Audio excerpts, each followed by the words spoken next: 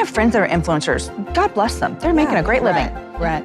But then we have people who think, well, I guess to make a difference in this world, I have to be an influencer. And I want to say every single person is an influencer. Everyone is. You're influencing somebody. Yeah. And you're influencing the person in the cubicle next to you. Right. You're influencing your children, your husband, your friends. Everyone is an influencer.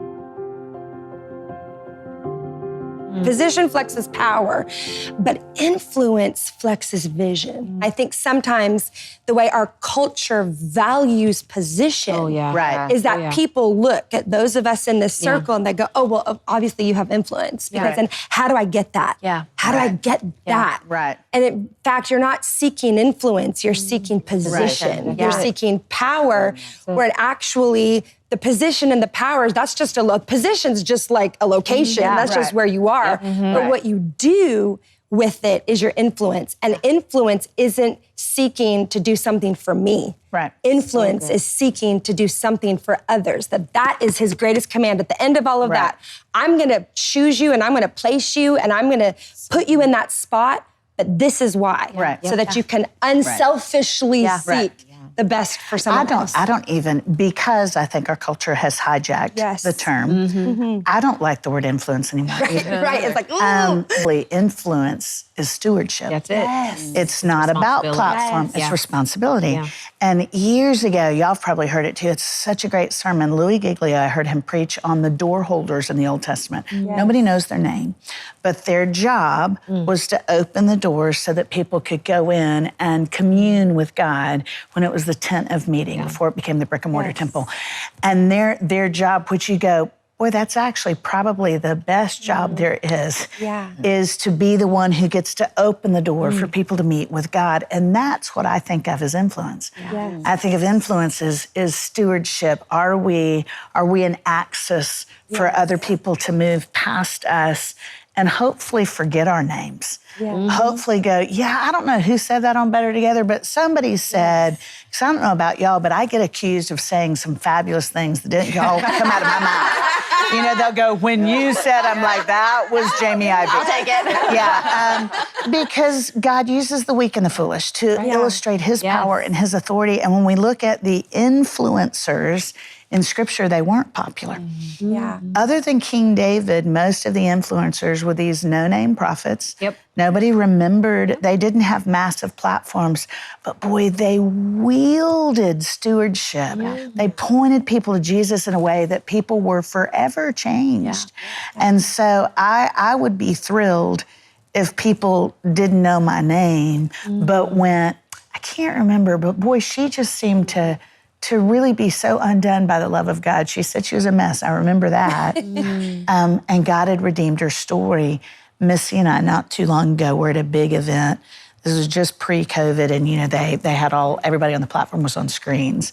And so all the people watching, you know, saw you, which is always exciting for me when I'm in a fluffy season to be, you know, expanded 20 feet across the stream. But anyway, simply because they'd seen us on screens, they would recognize you then in the hotel. And so Missy and I stepped off the elevator, and when we stepped off the elevator, there were a bunch of women in the lobby, and several women like screamed, and they wanted to hug me, Missy, or get, you know, us to sign something. And so we talked for a minute, got back on the elevator, and as we were going up to our room, she goes, Mommy, are we famous? And I said, nope, we are not famous. I said, baby, we were having a construction thing done on our house, and there were these PVC pipes, you know, the plastic white pipes. There were some PVC pipes leaned against our house. And I said, remember those pipes leaned against our house? And she's like, yes, ma'am. I said, that's what we are.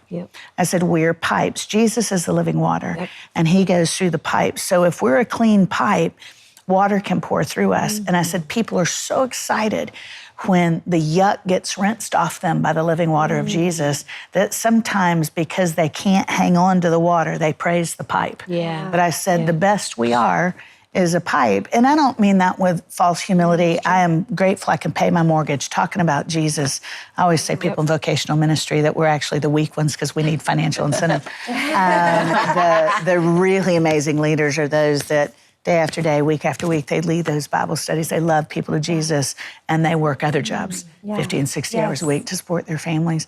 But I think if our culture could begin to recognize, boy, if God does give you a platform, you better have more humility in your heart than you do breadth of platform, because otherwise it'll take you out. And it's because it's not for your benefit. I think, when I return to that word that was spoken over my life in the womb, it wasn't so that I could then take that and go become a star. Right. And I think that's human nature is a funny thing, because we actually, this isn't just something you're looking at in the world. We elevate the fact that Christian star even goes in the same sentence, right? But yet at the same time, we can all say that. Yet, it's funny, Lisa, because you said with false humility, I have to check my own heart all the time. Like, are you just saying this because it's what sounds good? But do you actually mean it? Like, do you mean it? Or are you actually, and I don't always, with full confession, I don't always. Absolutely. Like, one of my greatest regrets is back when I was, starting to have success. And I remembered I'd won like Female Vocalist of the Year for like the first couple of times. And there was a new female artist. I can't believe I'm admitting this right now on television. Go. There was a new female artist and she was really good. And she came to my house to write a song with my husband, and I was a wretch. I wish I could say I was kind and welcoming. And at the moment, I didn't even know why I was having such a problem. And I was like, because you're jealous, one, and two, you're trying to hold on to whatever it is. Like, you're trying to grasp at whatever success.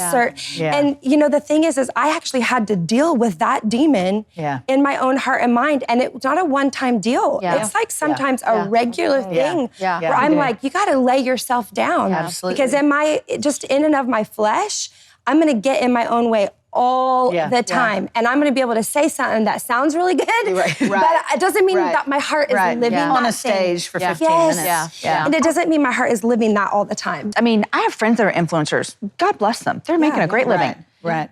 But then we have people who think, well, I guess to make a difference in this world, I have to be an influencer. And I want to say, every single person is an influencer. Everyone is. You're influencing somebody. And you're influencing the person in the cubicle next to you. You're influencing your children, your husband, your friends. Everyone is an influencer. And, so many people have said, okay, so Jamie, I see you in the last, 7 years. You started your podcast and TV and all these things. And I always say, years ago, I taught 5th grade Sunday school for years. Nobody knew my name except for those kids and their parents. And I had great influence. And you probably love that just as much as you do what you're doing now. For years, I was a stay-at-home mom. I didn't work outside the home. 4 children. That was hard. But I was influencing, and so it is that difference between, do I want power or do I want influence? And I think a lot of women, we'll speak to women in particular, I think a lot of women are making a really big, horrible decision to not live in their gifts and their callings because they think the best gifts and callings are maybe what we do. And we're all sitting here going, man, we're just trying to live out our callings as well. Well, I want to be faithful to God. For me to be unfaithful would be to not follow that. And so I want women to know that their influence, their calling at their home, as a teacher, as a banker, as an artist, whatever it is, that it matters. I hope you enjoyed this video. Subscribe today and you'll never miss a new upload. And don't forget to check out our Better Together shop. Thanks for being a part of our community.